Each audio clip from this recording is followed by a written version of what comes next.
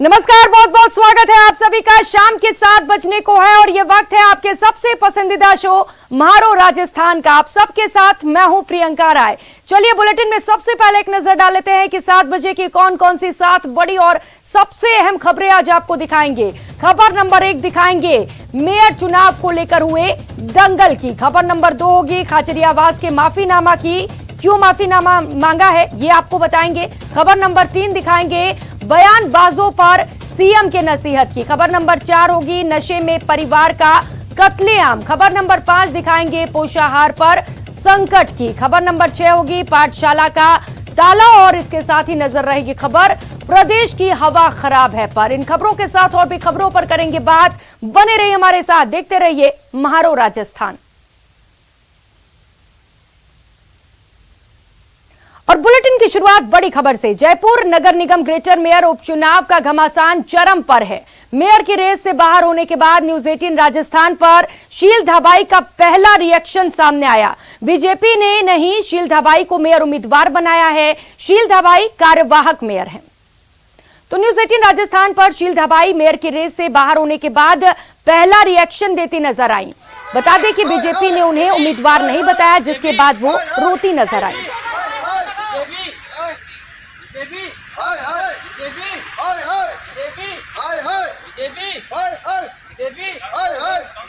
और इसी खबर पर ज्यादा जानकारी के साथ सहयोगी महेश इस वक्त हमारे साथ जुड़ चुके हैं। महेश, क्योंकि बहुत ज्यादा उम्मीदें थी और जब उम्मीदें टूटती है तो रिएक्शन कुछ ऐसा ही होता है। क्या कहना है शील धाबाई का पूरे मामले पर?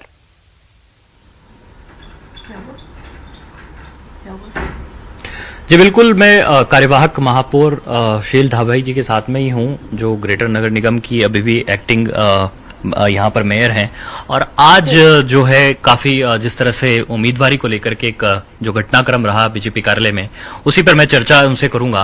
मैडम, काफी उम्मीद थी आपको और जिस तरह से चर्चाओं में आपका नाम जो था वो काफी आगे चल रहा था, काफी निराशा हुई उसके बाद?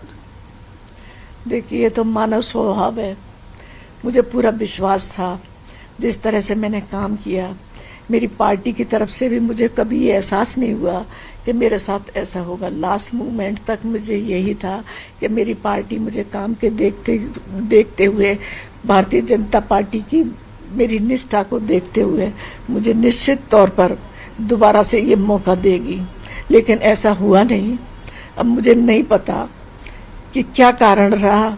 मेरे लिए तो एक विचारणीय विषय हो गया कि ऐसी मेरे से क्या गलती हुई जो मेरी पार्टी को ऐसा स्टेप लेना पड़ा। आज आप बीजेपी कार्यालय में भी काफी भावुक हो गए थे और सबसे बड़ी बात ये थी कि वहां पर जिस तरह से कुछ लोग अगर नामांकन भरने जा रहे थे तो क्या उनको रोका गया?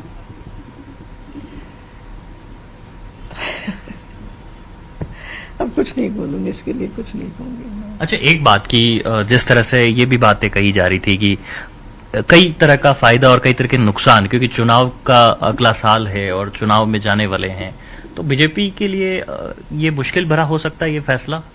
देखिए, मैं तो कुछ नहीं कह सकती। बीजेपी के लिए तो कुछ भी मुश्किल भरा नहीं है। उन्होंने सोचा होगा, बहुत ऊंच नीच का विचार किया होगा, हो सकता है तभी डिसीजन लिया होगा। लेकिन आज जो आपकी डॉटर हैं अर्पिता जी, वो लगातार आपको कहती रही कि मम्मी आप बाहर निकल जाओ, चलो नामांकन भरने चलो। एक बार भी आपने उनकी बात को नहीं माना? नहीं, मैंने कहा जब पार्टी ने कर दिया डिसीजन तो क्यों करना। ठीक है, जो कर दिया सो कर दिया, अब क्या कर सकते हैं इसमें तो। लेकिन वो काफी आपको बोलती रही कि नहीं, नामांकन भरने के लिए आपको जाना चाहिए। जब एक बात बताए कि कांग्रेस से भी 2 प्रत्याशी आए और उन्होंने भी अपना नामांकन भर दिया, आप भी भर सकती थी नामांकन? नहीं, मेरी ऐसी फितरत में नहीं है। मैं पार्टी के खिलाफ कुछ भी नहीं कर सकती। अच्छा, कांग्रेस सरकार द्वारा आपको एक्टिंग मेयर लगाया गया, आपको लगता है इस बात का कोई नुकसान आपको रहा? नहीं, मुझे नुकसान भले ही हो जाए, पर मैं जयपुर की जनता को तो निश्चित तौर पर फायदा ही हुआ है। मैंने जितने 9 महीने काम किया, जयपुर की जनता के हित में काम किया, भारतीय जनता पार्टी के हित में काम किया। आने वाले समय में 1 साल बाद चुनाव होने वाले हैं, तो भारतीय जनता पार्टी जयपुर के जितने भी विधायक हैं उनको फायदा हो, जनता की तरफ से वोट मिले। मेरा प्रयास तो यही रहा। एक बात आपके मन में कहीं कहीं ये टीस रही कि जितना आपने पार्टी के लिए काम किया शायद उतना आपको रिटर्न नहीं मिला, या फिर जो आपको जो पार्टी के द्वारा सम्मान दिया जाना चाहिए था वो उसमें कहीं कहीं कमी रही? देखिए, मानव स्वभाव के नाते तो निश्चित तौर पर दुख तो है। मैं चाहती थी जयपुर के लिए, बहुत मेरे सपने थे। मेरे साथ में अर्पिता भी हैं, जो डॉटर हैं शील धाबाई जी की, और वो काफी समय तक आप रोकती रही थी। अर्पिता, मैं आपसे बात करना चाहूंगा, किस तरह से आप बार बार कहती रही कि मम्मी अब आपको जाना चाहिए नामांकन भरने के लिए, और जो मैडम है वो आपकी बात को नहीं मान रहे थे। उस वक्त में काफी आप इमोशनल भी थी। किस तरह से आप देखते हैं ये जो पूरा घटना? मैं ये चीज कहती हूँ कि मम्मी ने बीजेपी को बहुत दिया है, और मैं छोटी से बड़ी हो गई हूँ देखते देखते, पर बीजेपी ने मम्मी को कुछ नहीं दिया, कुछ भी नहीं दिया। तो ऑब्वियसली मेरा तो ये रिएक्शन बनता ही है। मैं क्यों एक्सपेक्ट ना करूं उनसे? रीजन बताइए आप। एक टैलेंटेड लेडी जो इतना कुछ कर चुकी है ऑलरेडी, आप उसको नहीं बना के, कांग्रेस ने जिसको बनाया है, आप उसको छोड़ के आप किसी और को बना रहे हो। तो बीजेपी को खुद को सोचना चाहिए। आपको तो प्राउड फील करना चाहिए कि अपोजिशन में रह के कोई लेडी ने इतना काम कर दिया।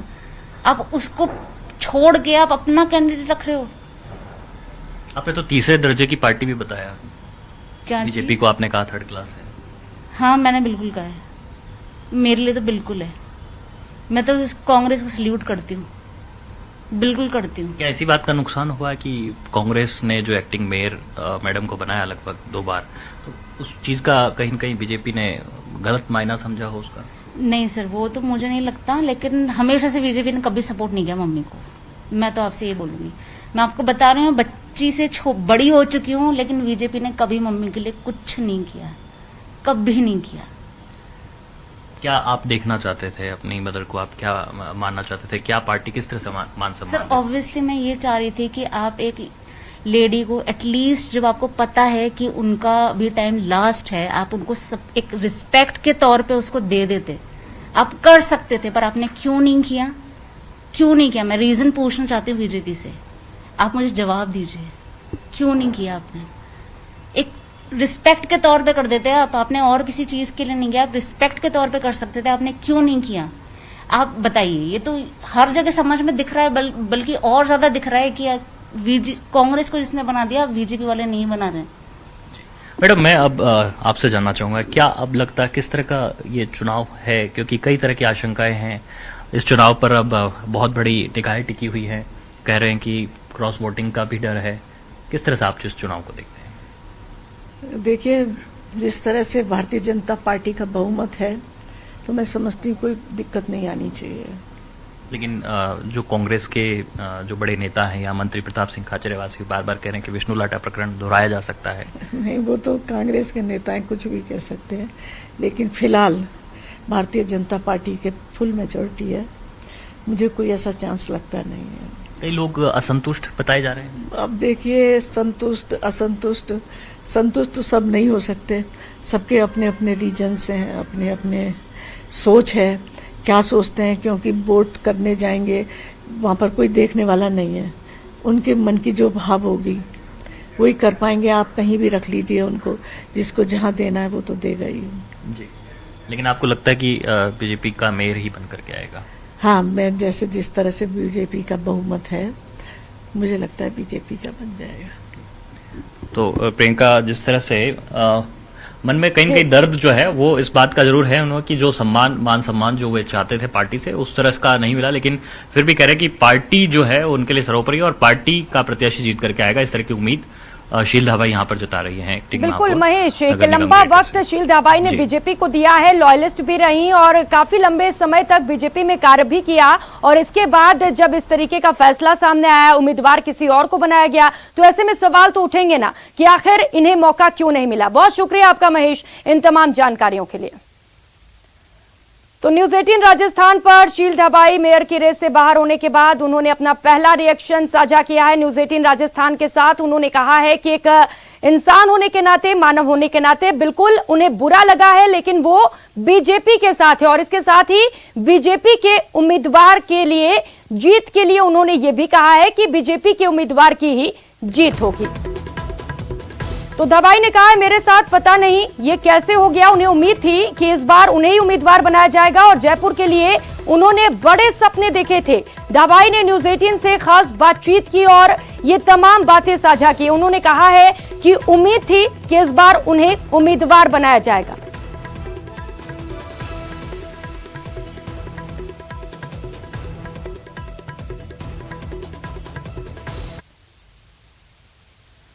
और शील धाबाई की बेटी भी इस वक्त हमारे सहयोगी के साथ ही हैं। उन्होंने भी बातचीत की महेश से और उन्होंने भी कहा है कि उम्मीदें थी महेश, उम्मीदें थी, लेकिन सवाल अब बीजेपी से वो पूछ रही हैं कि क्यों उम्मीदवार नहीं बनाया, और ये सवाल उठना लाजमी भी है।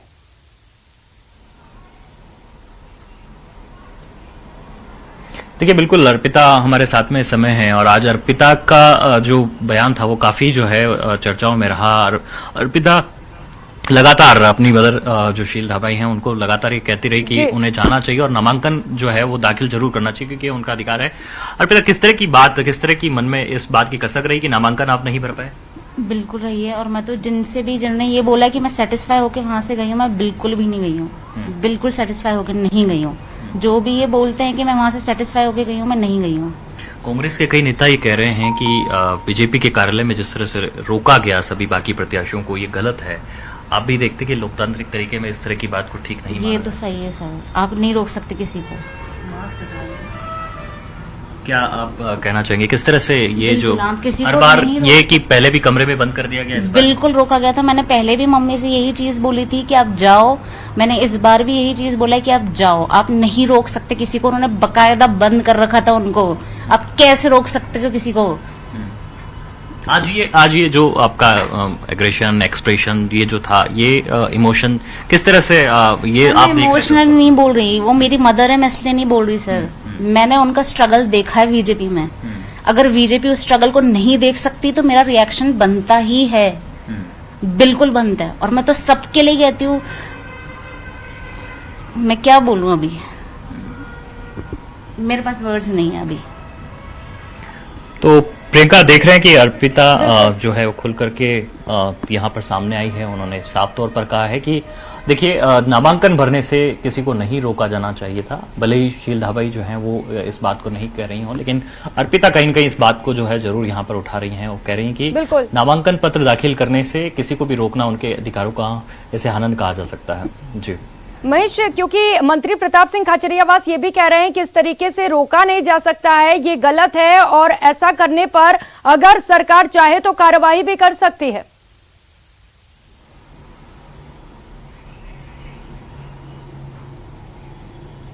जी अर्पिता, जिस तरह से मंत्री प्रताप सिंह खाचरियावास के जो बयान आ रहे हैं लगातार, वो कह रहे हैं कि अगर ये इस तरह से किया जाता है कि किसी को रोका जाता है तो अगर कोई कंप्लेंट करते तो उस पर जो है सरकार जो है बड़ी कार्रवाई भी कर सकती है, क्योंकि ये तो लोकतांत्रिक है, ये गैर कानूनी है। तो आप इसे देखते हैं कि ये ठीक रहेगा कि कार्रवाई हो किसी तरह की? सब मेरे अकॉर्डिंग तो होना चाहिए।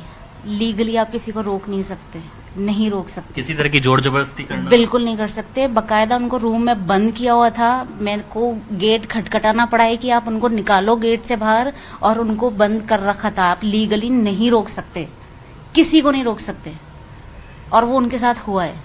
पहले भी इस तरह की बात पहले भी हुआ था, बिल्कुल हुआ था सर, बिल्कुल पहले भी हुआ था और इस बार भी हुआ है। उसी तरह का किस्सा बिल्कुल सेम हुआ है। तो अगर कोई कार्रवाई होती है तो मैं आपसे ये सवाल लेना चाहूंगा कि हालांकि आप पॉलिटिकली जवाब नहीं देना चाह रहे हैं इस पर, लेकिन फिर भी कि अगर कोई प्रत्याशी अगर अपना नामांकन पत्र दाखिल करने जाता है तो ये तो उसका अधिकार बनता है, उसको रोका क्यों जाना चाहिए? देखिए, कॉन्स्टिट्यूशन में तो लिखा है, पर मैं अब कुछ नहीं कहना चाहती इस बारे में। महेश, शील धाबाई से पूछिए कि क्या आगे वो कुछ करना चाहेंगे इस पूरे मामले पर, क्या कुछ रणनीति उनकी ओर से, कोई एक्शन चाहती हैं वो, क्योंकि दोबारा से उनके साथ ऐसा हुआ है, उनकी भावनाओं को भी ठेस पहुंचा है।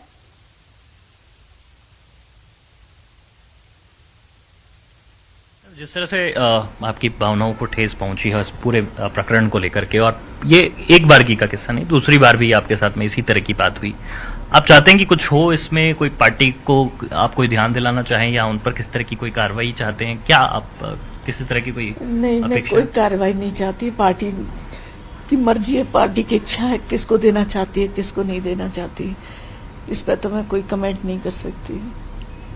हाँ, दिल में ये जरूर है कि मैं कुछ जयपुर की जनता के लिए करना चाहती थी। महेश, हालांकि वोटिंग में बहुत भी अभी वक्त है, प्लान 10 बना तारीख रखे को थे। वोटिंग करनी है, क्या 7-8 वो अपना मन महीने के बदल बाद सकती हैं, इसे मैंने लेकर भी सवाल नई पूछिएगा। स्ट्रेटजी बनाई थी कि क्या करना जयपुर की जनता के लिए। सारे प्लान, अभी गार्बेज फ्री बनाना चाहती थी मैं, हमारा गोवा टूर भी जा रहा था, वो चुनाव की वजह से रुक गया। वोटिंग अभी बाकी है मैडम, और अभी कुछ कहा नहीं जा सकता। क्या आपको लगता है कि कोई मन बदल जाए, कि या फिर कहीं किसी तरह की और जो संभावनाएं, कोई आशंकाएं जो बन रही है जिस तरह से, आपको लगता है कि आपके साथ के आपके समर्थक या जो भी बाकी प्रत्याशी हैं वो कोई और बात कहे? नहीं, मुझे सब पार्टी के प्रति निष्ठावान है। मैं समझती हूँ ऐसी कोई नौबत आएगी नहीं। पार्टी का जो डिसीजन कर दिया वही सबको मान्य है। तो देखिए प्रियंका, जिस तरह से मैं लगातार बात कर रहा था, जी। मेयर जिस तरह से साफ कह रही हैं कि देखिए पार्टी के प्रति जो निष्ठा है उनकी वो कम नहीं है। वो अपनी तरफ से जो है पार्टी को आज भी जो है किसी तरह से कोई गलत नहीं ठहरा रही हैं। हालांकि उनके मन में जो टीस है उस बात की वो जरूर यहाँ पर साझा कर रही हैं, भावुक भी हैं। बिल्कुल, और ये कह रहे हैं उनके कि मन में टीस है, क्योंकि उम्मीदें थी और उम्मीदों पर एक बार फिर से पानी फिरा है। लेकिन ये राजनीति है और यहाँ कभी भी कुछ भी हो सकता है। वोटिंग में भी टाइम है। देखने वाली बात ये होगी कि शील धाबाई आगे पूरे मामले पर क्या कुछ करती हैं। बहुत शुक्रिया महेश आपका और शील धाबाई का भी हमारे साथ जुड़ने के लिए। और फिलहाल यह वक्त हो चला एक छोटी सी ब्रेक का, लौटेंगे फौरन।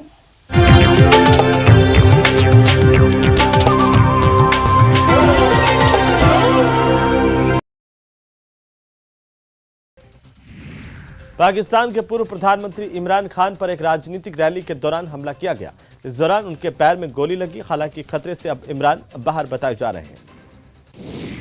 पाकिस्तान के प्रधानमंत्री शहबाज शरीफ ने इंटीरियर मिनिस्टर को पीटीआई अध्यक्ष इमरान खान पर हुई फायरिंग की तत्काल रिपोर्ट देने के निर्देश दिए हैं। घटना की निंदा की गई है। पाकिस्तान के राष्ट्रपति आरिफ अलवी ने ट्वीट कर इसे एक जघन्य हत्या का प्रयास कहा है। उन्होंने ट्वीट करते हुए लिखा कि मैं अल्लाह का शुक्रिया अदा करता हूं कि वे सुरक्षित हैं, लेकिन उनके पैर में कुछ गोलियां लगी हैं। उम्मीद है कि वे गंभीर नहीं होंगे।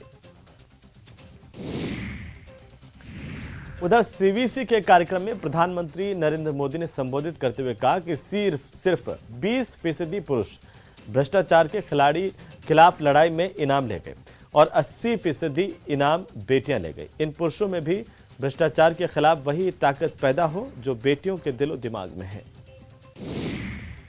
प्रधानमंत्री मोदी ने कहा कि भ्रष्टाचार के खिलाफ काम करने वाले संगठनों को रक्षात्मक होने की जरूरत नहीं है। मैंने लंबे अरसे तक सरकार के प्रमुख के तौर पर काम किया, बहुत आरोप सुने, मेरे लिए कुछ बचा नहीं है। उधर चुनाव आयोग ने अब गुजरात चुनाव की तारीखों का ऐलान कर दिया है। मतदान गुजरात में 1 दिसंबर को होगा। 5 दिसंबर को दूसरा चरण का वोट डाले जाएंगे। साथ ही 8 दिसंबर को वोटों की गिनती होगी, मतगणना होगी। मुख्य चुनाव आयुक्त राजीव कुमार ने कहा कि जो भी पार्टी या उम्मीदवार ईवीएम पर सवाल उठाते रहे हैं, परिणाम आने के बाद उनको पता चला कि ये सवाल मुझे नहीं उठाने चाहिए था, क्योंकि नतीजा मेरे पक्ष में आया है। गुजरात में चुनाव की तारीख घोषित करने के बाद प्रधानमंत्री मोदी रविवार को राज्य का पहला दौरा करेंगे। पीएम मोदी कार्यक्रम के तहत भावनगर, सुरेंद्रनगर और वलसाड जाएंगे और साथ ही चुनावी रैलियों को प्रधानमंत्री यहां पर संबोधित करेंगे।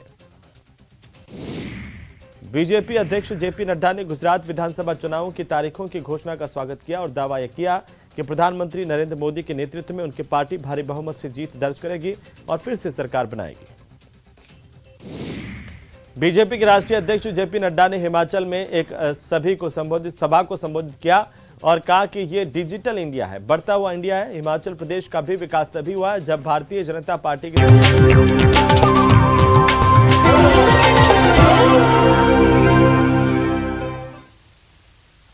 ब्रेक के बाद आप सभी का स्वागत है। जयपुर ग्रेटर नगर निगम में मेयर पद पर होने वाले उपचुनाव के काफी हंगामे के बाद नामांकन खत्म हो गए। बीजेपी से रश्मि सैनी और कांग्रेस से हेमा सिंघानिया ने मेयर पद के लिए नामांकन भरा है। इसके साथ ही कांग्रेस के 2 और पार्षदों ने भी नामांकन दाखिल कर दिया है और अब सियासी गलियारों में हलचल तेज हो गई है। देखिए ये रिपोर्ट। ग्रेटर मेयर उपचुनाव का दंगल, नामांकन खत्म, अब होगा गदर। रश्मि और हेमा के बीच टक्कर। जयपुर ग्रेटर नगर निगम में मेयर पद पर होने वाले उपचुनाव के नामांकन खत्म हो गए। नामांकन के आखिरी दिन उम्मीदवारों के नाम को लेकर गहमा गहमी का माहौल रहा। बीजेपी ने रेस में चल रहे तमाम नामों को दरकिनार करते हुए रश्मि सैनी के नाम पर मुहर लगाई, तो कांग्रेस ने मेयर पद के लिए हेमा सिंघानिया पर दांव खेला। इसके साथ ही कांग्रेस के 2 और पार्षदों ने भी नामांकन दाखिल किया। रश्मि और हेमा ने टिकट के लिए पार्टी को धन्यवाद दिया और अपनी अपनी जीत का दावा किया। पार्टी की तरफ से बहुत बहुत धन्यवाद देना चाहूंगी और मैं सबको विश्वास दिलाती हूँ कि मैं बढ़िया काम करूंगी और जयपुर को बढ़िया स्वच्छ और सुंदर बना के रहूंगी। जी बिल्कुल, मैं सबको साथ लेके चलूंगी, अपना बढ़िया से बढ़िया काम करूंगी। संगठन ने मुझ पर विश्वास दिखाया है, मैं उनकी पूरी उम्मीदों पे खरी उतरूंगी और पूरी ईमानदारी के साथ काम करूंगी। चुनाव लड़ने का मौका दिया, इसके लिए बहुत बहुत धन्यवाद। और सभी कांग्रेस पार्षदगण सभी एक मत बहुमत होकर सभी एक साथ मिलकर चुनाव लड़ेंगे और जीतेंगे। क्या आंकड़ा है आपके पास इतना, क्योंकि 74 वोट चाहिए आपके पास तो हम जीतेंगे। ग्रेटर नगर निगम में मेयर पद पर उपचुनाव क्यों हो रहा है और क्या है पार्षदों का पूरा गणित, इस पर बात करेंगे। लेकिन बीजेपी और कांग्रेस के उम्मीदवारों के बारे में जान लेते हैं कि आखिर पार्टी ने रश्मि और हेमा पर ही दांव क्यों खेला। विद्याधर के वार्ड नंबर 12 से पार्षद हैं, लाइट कमेटी की चेयरमैन रही हैं, परिवार का आरएसएस से जुड़ाव रहा है। कौन है हेमा सिंघानिया? सांगानेर के वार्ड 74 से पार्षद हैं, पहली बार कांग्रेस से पार्षद बनी हैं, पति यूथ कांग्रेस के शहर अध्यक्ष हैं। आगामी 10 नवंबर को मेयर पद के लिए मतदान होना है, लिहाजा जीत हार से जयपुर ग्रेटर में पार्षदों के गणित के बारे में भी जान लेते हैं। ग्रेटर निगम का गणित, कुल पार्षद 150, बर्खास्त 4, अब पार्षदों की संख्या 146, बीजेपी के 85 पार्षद, कांग्रेस के 49 पार्षद, निर्दलीय पार्षदों की संख्या 12, बहुमत के लिए चाहिए 74 पार्षद। कुल 5 नामांकन फार्म प्राप्त हुए हैं, जिसमें एक रश्मि सैनी का है, 2 हेमा के हैं, राजुला सिंह का है और एक नसीम का है। कुल 4 कैंडिडेट के 5 फॉर्म प्राप्त हुए हैं। 4 कैंडिडेट हैं? 4 हाँ कैंडिडेट अभी कह सकते हैं 4 हैं, जिनके 5 फॉर्म प्राप्त हुए हैं। कौन कौन है, दोबारा नाम? एक रश्मि का है, 2 हेमा के हैं, एक राजुला सिंह है और एक नसरीन है। नसरीन बानो तो ये बोल रही है मेरा हो चुका था, इन्होंने धोखा दिया। फॉर्म प्राप्त हुए हैं मेरे को, आवेदन प्राप्त 3 बजे तक मेरे को प्राप्त हुए। 4 कैंडिडेट और 5 फॉर्म? हाँ ठीक है सर। अब इसके बाद क्या प्रक्रिया रहेगी? कल समीक्षा है, कल जांच करेंगे, कल 10:30 बजे स्क्रूटनी इनकी, तो कल जांच करेंगे। बता दें कि सौम्या गुर्जर की बर्खास्तगी के बाद जयपुर ग्रेटर नगर निगम मेयर के लिए उपचुनाव हो रहा है। आयुक्त से टकराव के बाद मेयर सौम्या गुर्जर के साथ बीजेपी के 3 पार्षदों को बर्खास्त कर दिया गया था, जिसके बाद बीजेपी की वरिष्ठ पार्षद शील धाबाई कार्यवाहक मेयर का काम संभाल रही थी। सौम्या की बर्खास्तगी पर हाईकोर्ट से फैसला आना बाकी है। Bureau report, news 18 Rajasthan. और चलिए रुक कर लेते हैं इस बीच आ रही बड़ी खबर का। धौलपुर से इस वक्त की बड़ी खबर सामने आ रही है। पुलिस और डकैतों में मुठभेड़ हुई है। तोड़फोड़ फायरिंग से पूरा धौलपुर दहल चुका है। करीब 1 लाख के इनामी से मुठभेड़ हुई है। डकैत केशव गुर्जर गैंग से पुलिस की मुठभेड़ हुई। एसपी धर्मेंद्र सिंह के नेतृत्व में ये मुठभेड़ की गई। दोनों तरफ से करीब 70 राउंड फायरिंग किए गए हैं। केशव गुर्जर के साथ अन्य साथी भी मौजूद थे। बताया जा रहा है कि केशव गुर्जर के साथ 3 अन्य लोग मौजूद थे। पुलिस की गिरफ्त में फिलहाल इनामी डकैत नहीं आ पाया है। अन्य साथी भी उसके साथ फरार हो चुके हैं। तो सोने के गुज्जा थाना इलाके के चंद्रपुरा गांव के पास ये मुठभेड़ हुआ है और खुद एसपी धर्मेंद्र सिंह ने क्यूआरटी, डीएसटी सहित अन्य थानों की पुलिस के साथ मोर्चा संभाला था। हरिवीर सहयोगी हमारे साथ जुड़ चुके हैं। हरिवीर, पूरी जानकारी दीजिए इस खबर को लेकर दर्शकों को। जी प्रियंका, मैं आपको बिल्कुल बता दूं कि ये जो केशव गुर्जर जो डकैत है वो करीबन 1.5 लाख रुपए का जो इनामी बदमाश है, इसको लेकर के पुलिस की जो तलाशी चल रही है, उसी को लेकर आज जो पुलिस है और डकैत की मुठभेड़ हुई है। इसमें धर्मेंद्र सिंह जो एसपी हैं खुद उसका इस पुलिस टीम का नेतृत्व कर रहे थे और यहाँ पर इनको सूचना मिलती है पुलिस को कि जो केशव है डकैत है वो यहाँ पर जंगलों में छिपा हुआ है। तो इसी पर टीम जाती है और करीबन दोनों तरफ से 60 राउंड फायर हुए हैं। पुलिस ने भी किए हैं और डकैतों की तरफ से भी किए गए हैं। जो डकैत थे वो उस जो केशव डकैत के साथ 3 लोग और थे। ये टोटल 4 लोग बताए जा रहे हैं। बताया जा रहा है कि ये ऊपर और ये भी बताया जा रहा है कि ये सभी आरोपी अब मौके से फरार भी हो गए हैं। बहुत शुक्रिया आपका इन तमाम जानकारियों के लिए।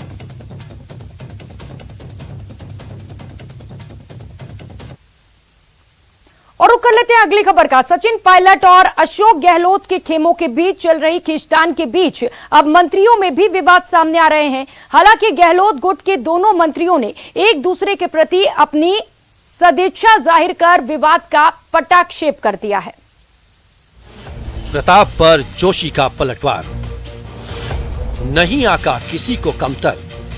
मुझे गुलाम बताया, मैं स्वीकार करता हूं कि मैं गुलाम हूं। मैं कांग्रेस पार्टी का गुलाम हूं। नहीं उठाया कार्यशैली पर सवाल, खाचरियावास ने माफी मांगी। मेरे जब मैं बोला और उसके बाद कहीं भावना को ठेस पहुंची है तो मैं मेरे शब्द वापस लेता हूं और मैं खुद महेश जी से जाकर मिलूंगा और वो मेरे रिश्ते दोनों के इतने अच्छे हैं हमारे कि हमारे कोई टकराव नहीं। मुझे गुलाम बताया, मैं स्वीकार करता हूं कि मैं गुलाम हूं। मैं कांग्रेस पार्टी का गुलाम हूं। खाद्य मंत्री प्रताप सिंह खाचरियावास पर ये जलदाय मंत्री महेश जोशी का संतुलित और सदा हुआ पलटवार था। दरअसल खाचरियावास ने अफसरशाही के बेकाबू होने और एसीआर भरने का अधिकार मुख्यमंत्री की जगह मंत्रियों को देने की बात कही थी, जिस पर महेश जोशी ने कहा था कि मुझे मेरे विभाग में सारे अधिकार प्राप्त हैं। इस पर खाचरियावास ने महेश जोशी पर झूठ बोलने का आरोप लगा दिया था। हम खौफ पैदा करने वाले लोग, हम गांधी जी के अनुयायी, हम बात को शालीन तरीके से कहने के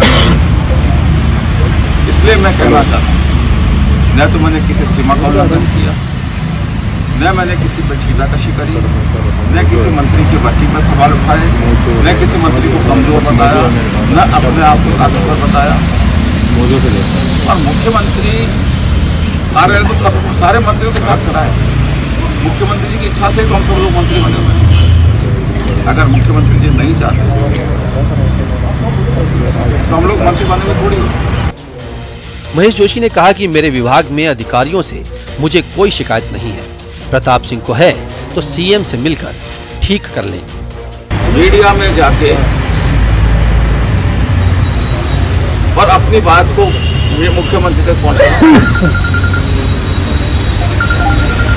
ये जरूरी नहीं। मुख्यमंत्री से बात की जा सकती है। अब ये सिस्टम है, हम इस सिस्टम में ये सोचते हैं कि यह और इसका संशोधन होना चाहिए, सुधार होना चाहिए। मुख्यमंत्री जी से बात की जा सकती है। मंत्री जोशी ने कहा कि मेरा मानना है कि लोकतंत्र में असहमति होना जरूरी है। कोई किसी बात पर सहमत होता है, कोई नहीं होता है, लेकिन सहमत नहीं होने पर किसी को गुलाम बताना ठीक नहीं। हम जो बोलते हैं वो हमारी मानसिकता का परिचय होता है। जहाँ तक सरकार के लिए, मुख्यमंत्री जी के लिए जीने मरने का प्रश्न है, हम मुख्यमंत्री जी के लिए, सरकार के लिए, अच्छाई के लिए मरने की बात तो कमजोर आदमी करते हैं, हम जीने की बात करते हैं। और मैं सबके लिए दुआ करता हूँ कि दीर्घायु हो, स्वस्थ रहें। ब्यूरोक्रेसी के कामकाज को लेकर गहलोत सरकार के दो मंत्रियों के बीच वार पलटवार पर तमाम तरह के कयास लगाए जाने लगे। लिहाजा मंत्री खाचरियावास ने विवाद पर विराम लगाने के लिए महेश जोशी से माफी मांगी।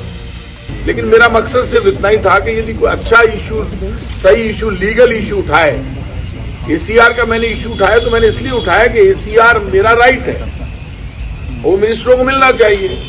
लेकिन मेरे जब मैं बोला और उसके बाद कहीं भावना को ठेस पहुंची है तो मैं मेरे शब्द वापस लेता हूं और मैं खुद महेश जी से जाकर मिलूंगा और वो मेरे रिश्ते दोनों के इतने अच्छे हैं हमारे कि हमारे कोई टकराव नहीं। खाचरियावास ने महेश जोशी से माफी मांगकर विवाद का पटाक्षेप करने का प्रयास किया है। देखना दिलचस्प होगा कि उनकी कोशिश कितनी सफल होती है। न्यूज़ 18 राजस्थान के लिए जयपुर से रोशन शर्मा की रिपोर्ट। और फिलहाल यहाँ रुकेंगे एक छोटे से ब्रेक के लिए। ब्रेक के बाद आपको दिखाएंगे पायलट की चिट्ठी में क्या है।